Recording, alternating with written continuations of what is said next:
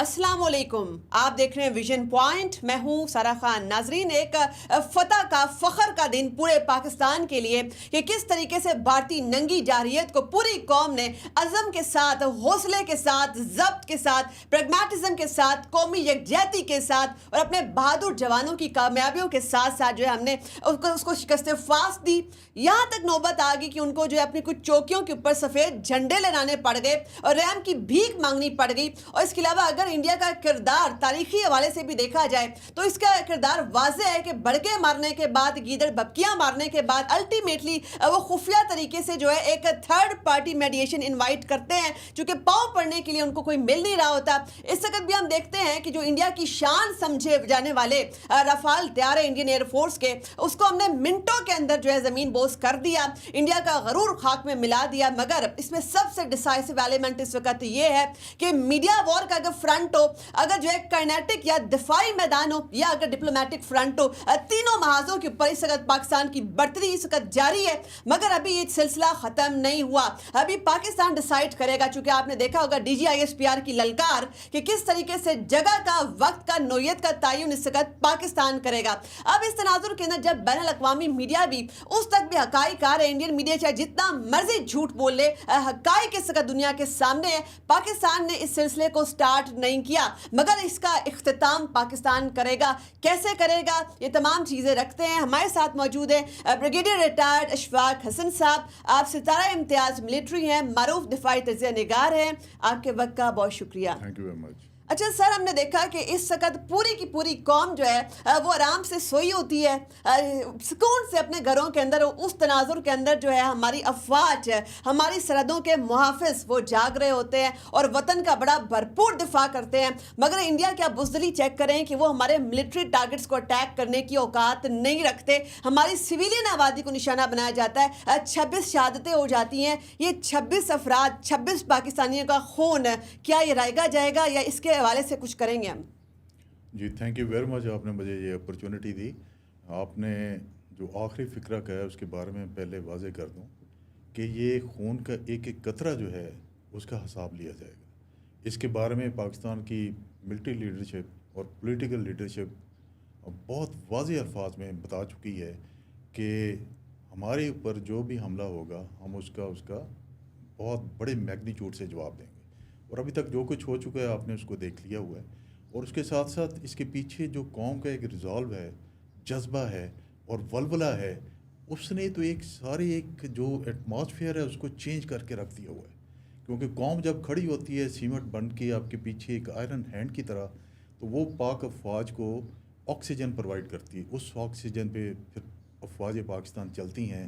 और तभी मैंने बार बार अपने मुख्तलिफ इंटरव्यूज़ में इससे पहले स्टैंड ऑफ के दरमियान ही कहा था कि इंशाअल्लाह ताला अफवाज पाकिस्तान आपका सर झुकने नहीं देंगी, और नहीं झुकने दिया, और नहीं झुकने दिया, नहीं झुकने दिया। अच्छा, DGISPR जैसे कह रहे हैं, बाकायदा बड़े ज़बरदस्त तरीके से वो ये भी बता रहे हैं कि पाकिस्तान का जो रिस्पांस था अभी भी बड़ा रिस्ट्रेंट था। हम अगर चाहते तो उनके डजन्स ऑफ प्लेन्स जो है वो गिरा सकते थे, मार गिरा सकते थे। अभी भी हमने जो है इक्तिफा सिर्फ 5 के ऊपर ही किया है। आपको क्या लगता है कि ये इतना ज़्यादा रिस्ट्रेंट, इतना जब्त का मुजाहरा एक जंगी जनूनी मुल्क जब आपके सामने बैठा हुआ है, तो ये तो एक टेक्स्ट बुक एग्जाम्पल नहीं लिखी जाएगी इंटरनेशनल अफेयर्स के अंदर? जी लिखी गई है ऑलरेडी, ये टेक्स्ट बुक एग्जाम्पल लिखी गई। बहुत छोटी सी बात नहीं है कि एक छोटे से मुल्क ने, अभी रात की मैं आपको एग्जाम्पल दे दूं कि इंडिया की तरफ से 30 तैयारे, उनके 32 तैयारे जो हवा में थे, हमारी तरफ से 16 तैयारे हवा में थे। उसके बावजूद हमने अल्हम्दुलिल्लाह ओवरवेलमिंग तरीके से ना सिर्फ उनको नॉकआउट किया बल्कि पूरी एयर स्पेस को, हमने एयर स्पेस को कैप्चर किया। इसकी मेनली क्या रीज़न्स हैं? सबसे बड़ी रीज़न इसकी मिलिट्री लीडरशिप होती है। अगर आपकी मिलिट्री लीडरशिप स्ट्रॉन्ग है, जो आपके रिजॉल्व को लेके खड़ी रहे और फ्रंट से आपको लीड करे, जैसे जनरल आज़म मनीर ने आपने देखा पिछले कुछ दिनों में फ्रंट पे आके लीड किया और बड़े वाजे लोगों को भी, दुश्मन को भी और अपने जवानों को भी बड़े वाजे पैगाम दिए कि हमने इस दफ़ा दुश्मन को वो सबक सिखाना है ताकि रोज़ रोज़ का खेल जो इसने मचाया हुआ है वो दोबारा ना लेके आए। तो लीडरशिप का बड़ा फ़र्क होता है। अभी मैं आपको बताता हूँ कि दूसरी तरफ की लीडरशिप देख लें। जंग जो होती है ना, war is an instrument of policy. आप अपने पॉलिटिकल मिलिट्री ऑब्जेक्टिव्स को अचीव करने के लिए जंग शुरू करते हैं। भारत के पॉलिटिकल मिलिट्री ऑब्जेक्टिव क्या थे? 3-4 थे।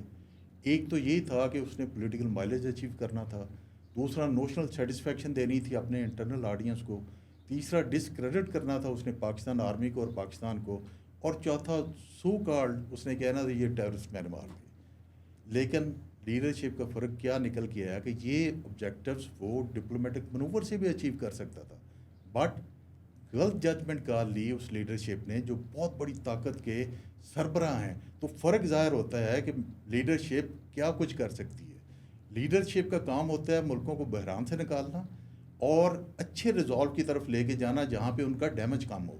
इन्होंने उल्टा डिसीजन किया। इनको पता था कि ये ऑब्जेक्टिव अचीव करेंगे। शॉर्ट वॉर आप उस वक्त करते हैं या सर्जिकल स्ट्राइक उस वक्त करते हैं आप जब आप समझते हैं कि आपके पास ओवरवेलमिंग सुपरियॉरिटी है और आपका अपोजिट जो है दूसरी तरफ वाला जो मुल्क है वो आपको रिस्पॉन्ड ना कर सके। यहाँ तो पता था हम रिस्पॉन्ड करेंगे, बहुत बुरी तरह करेंगे, और इसको ये भी पता था कि यहाँ पे मिलिट्री लीडरशिप कौन सी बैठी हुई है।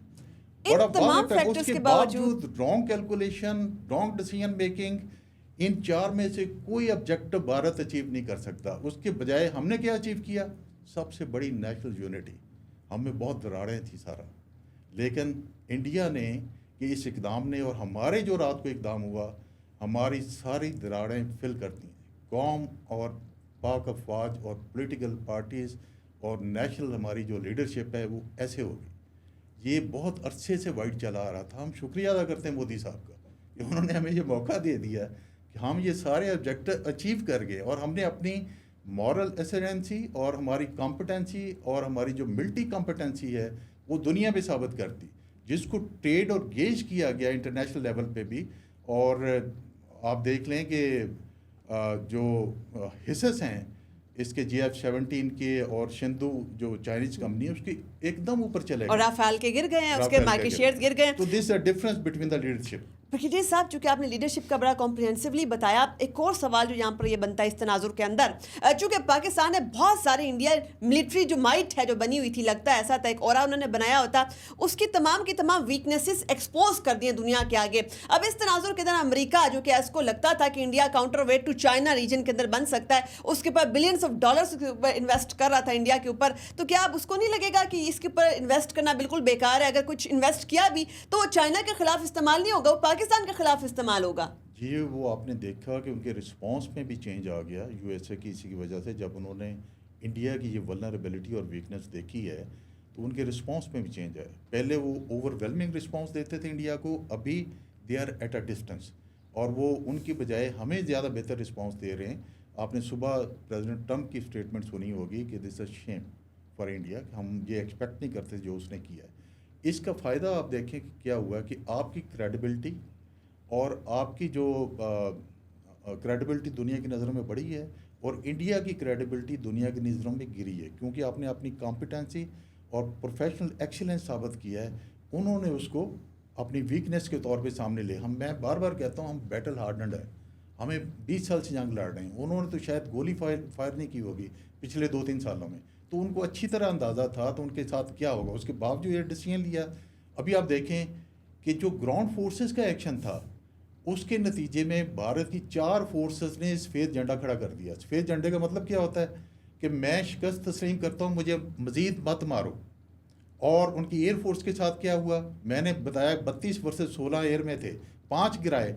मेरे ख्याल में इतनी इनकॉम्पिटेंस लीडरशिप जो है भारत के एयर चीफ और बरी चीफ दोनों को रिजाइन कर देना चाहिए, बल्कि इन पे इंक्वायरी स्टार्ट होनी चाहिए, रिजाइन कर देना चाहिए। और इससे पहले पहलगाम के वाले से इनका इंटेलिजेंस फेलियर, पूरी दुनिया ने इनका इंटेलिजेंस फेलियर पहले देखा, और अब इनकी एयरफोर्स की फेलियर जो है, उनकी सारी वीकनेसेस पूरी दुनिया के सामने एक्सपोज हो जाती हैं। तो इस कॉन्टेक्स्ट के अंदर आपको लगता है कि रीजन के अंदर अब नए ब्लॉक्स बनेंगे और नए जो है विनर्स एंड लूजर्स भी बनेंगे? चूंकि हमने लगता है कि इंडिया पहले एक हेजेमोनिक एटीट्यूड उसका था, और पहले ऐसा लगता था कि वो अपने आप को जो है ऐसा रीजनल इजराइल पोस्ट करने की कोशिश कर रहा है, तमाम स्टेट्स को सैटेलाइट स्टेट्स बनाने के लिए वो तमाम हरबे इस्तेमाल कर रहा था। मगर अब जब इंडिया की वीकनेसेस अया हो गई हैं तो रीजन के अंदर बैलेंस ऑफ पावर कैसे टिल्ट करेगा? देखिए, बैलेंस ऑफ पावर तो हमने डिसाइड कर दिया ऑलरेडी।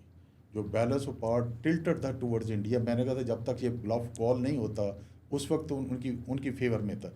ये जो उनकी लीडरशिप ने गलत डिसीजन किया, एप्रीहेंड नहीं किया कि ये 4 ऑब्जेक्टिव जो अचीव करने हैं ये दूसरे तरीके से हो सकते थे, गलत डिसीजन किया, तो बैलेंस ऑफ पावर तो उन्होंने ऑटोमेटिकली शिफ्ट कर दिए पाकिस्तान की तरफ।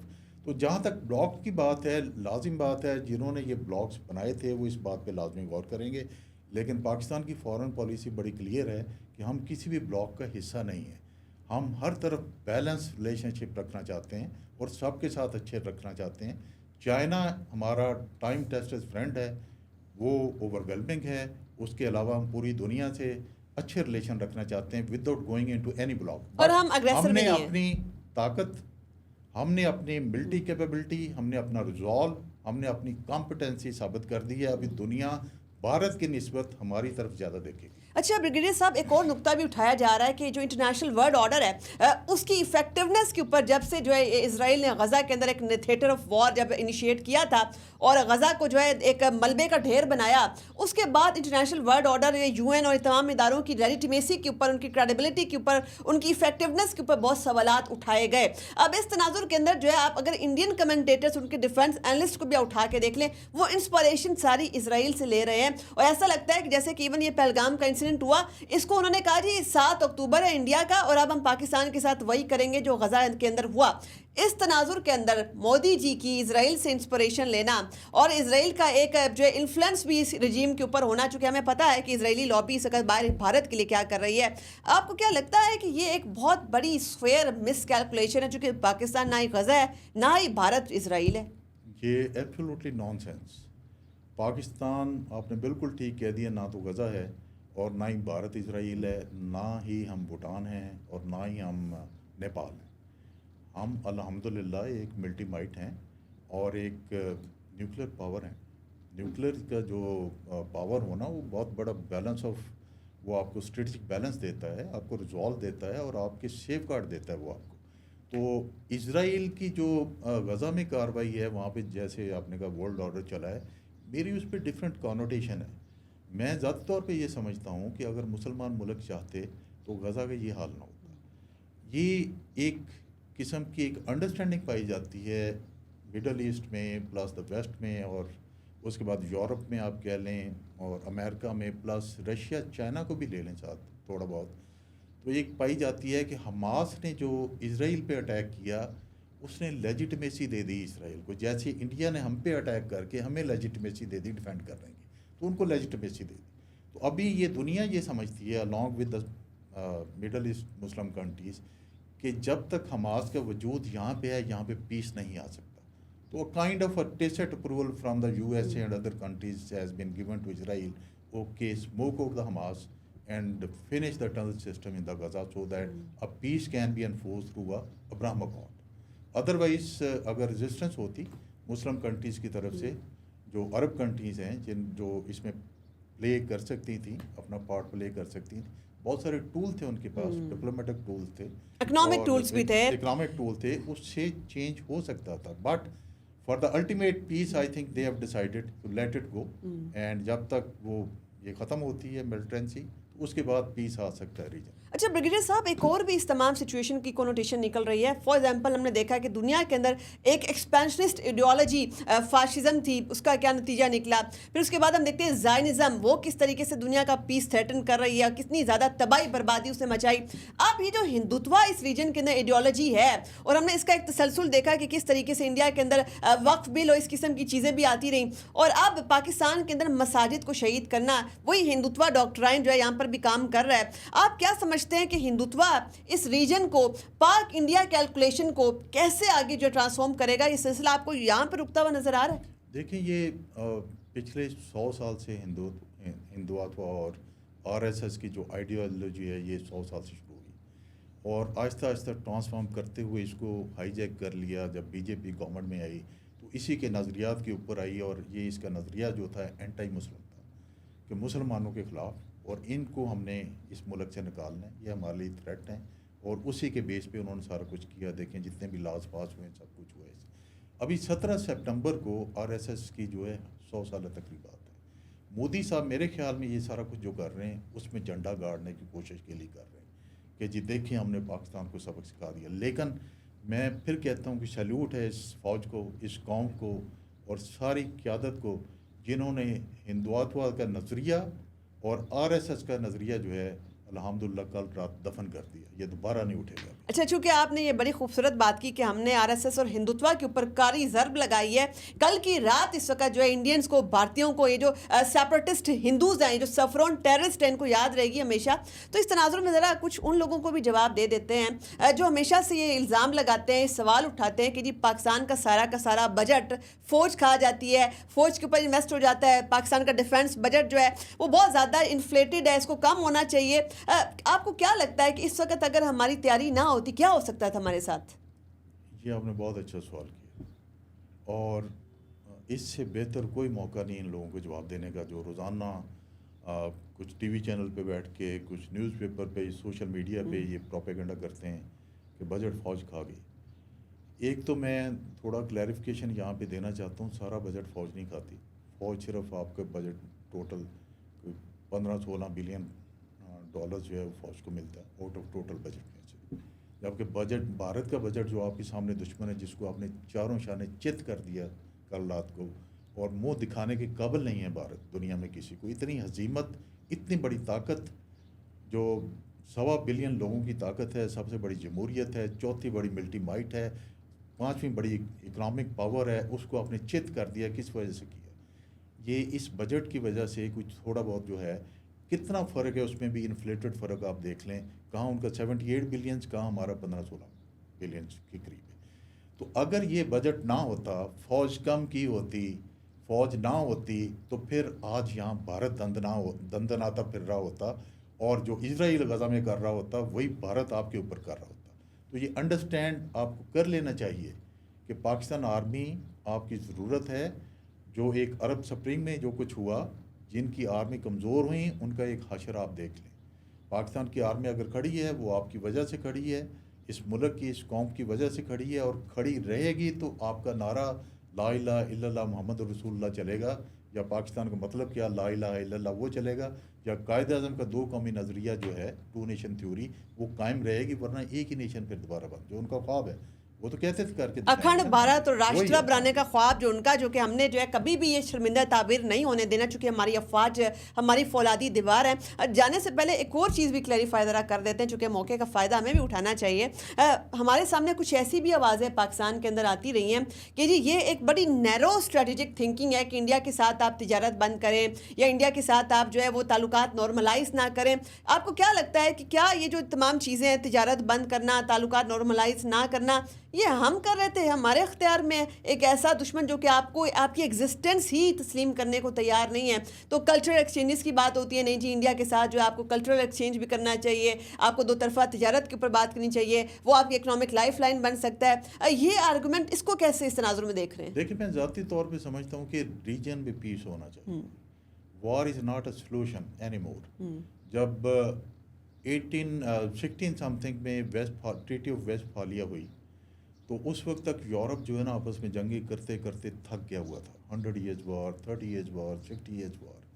फिर उन्होंने वहाँ पे वेस्टफालिया फ्रांस में है बैठ के डिसाइड किया, अभी जंगे नहीं, अभी बातचीत से काम चलाना है। तो वहाँ पे ट्रीटी ऑफ वेस्टफालिया हुई, लेकिन उसके बावजूद भी आपने देखा फर्स्ट वर्ल्ड वॉर हुई, सेकंड वर्ल्ड वॉर हुई, फिर ये बैठे वेस्टफालिया फिर एक दफ़ा रीसर्फेस करें और लेके आएँ, फिर यूरोप ठीक हो गया। अभी हमारा जो नुक्ता नज़र है, हमारी फॉरेन पॉलिसी या क़यादत की पॉलिसी बड़ी वाज़ेह। आज भी कौम आप देखें कि नेशनल जो सिक्योरिटी काउंसिल का इजलास हुआ, उसमें भी स्टेटमेंट मौजूद है, हम पीस लवर्स हैं, पीस के साथ रहना चाहते हैं। बट अगर हमें दबाने की कोशिश की गई, हमारी सोवरेनिटी को आपने थ्रेट किया, या हमारी टेरिटोरियल जो एग्जिस्टेंस है उसको आपने थ्रेट किया, तो फिर we will respond with a bigger force and more magnitude. ये हमारा रिस्पॉन्स है। हम रहना चाहते हैं, तिजारत करना चाहते हैं, सब कुछ करना चाहते हैं, but it should be reciprocal. अगर आप बॉस बन के आप कहते हैं कि मास्टर एंड स्लेव वाला चक्कर होगा, नो सर, नो मोर।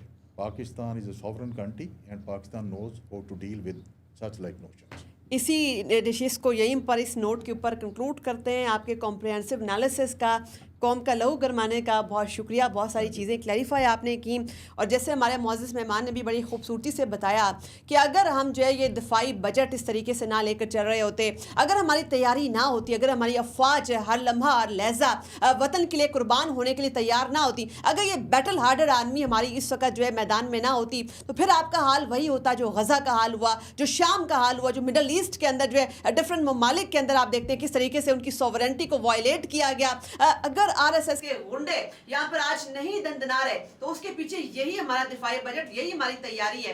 अपनी मेजबान सारा खान को दीजिए इजाजत। अल्लाह हाफिज।